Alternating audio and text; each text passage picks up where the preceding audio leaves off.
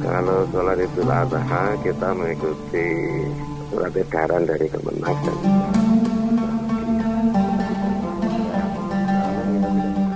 Hari Raya Kurban Idul Adha 1442 Hijriah kembali dalam suasana keprihatinan atas lonjakan kasus COVID-19. Pemerintah pun melakukan PPKM darurat sebagai ikhtiar untuk meredam penularan virus corona yang merajalela. Alhasil, sholat Id yang biasanya digelar bersama dengan ribuan jemaah di masjid Tanah Lapang akhirnya ditiadakan.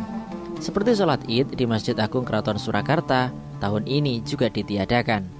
Ketua Takmir Masjid Agung Kyai Haji Muhtarom mengatakan, sholat Idul Adha mengikuti surat edaran Kementerian Agama dan instruksi Kemendagri di mana Masjid Agung tidak akan mengadakan.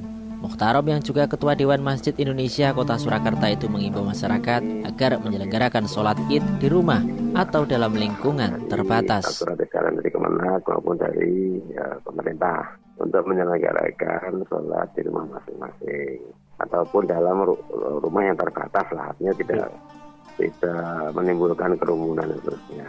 Kemudian yang kedua, karena kan ini penting sekali kita harus membantu agar percepatan penanganan COVID ini bisa lebih efektif. Tentu secara ikhtiariah kita bisa berdoa, kita mohon pada Tuhan. Tentu ada usaha-usaha real dari kita, yaitu satu, senantiasa mengikuti prokes.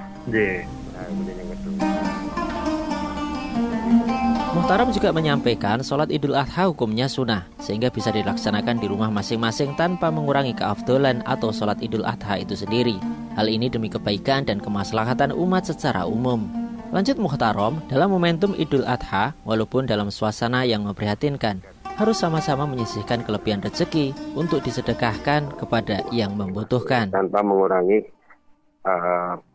afdol atau kefadilahan Idul Adha itu sendiri. Itu kan demi kebaikan dan kemaslahatan umat secara umum. Konsepnya Islam kan rahmatan lil alamin, memberi manfaat pada semua orang, seluruh alam. Tentunya di dalam momentum Idul Adha ini, apalagi korban ini, walaupun dalam kondisi yang memprihatinkan, mari kita sama-sama sedikit menyisihkan kita. Sementara itu, mengenai penyembelihan hewan kurban disarankan untuk menggunakan jasa rumah potong hewan RPH. Namun bila mana terpaksa harus menyembelih sendiri, tetap mematuhi protokol kesehatan, tetap bermasker dan tidak menimbulkan kerumunan. Termasuk dalam pembagian daging kurban dilakukan secara adil merata, tidak sampai berebut apalagi berkerumun. Dari Surakarta, Mulatuisan melaporkan.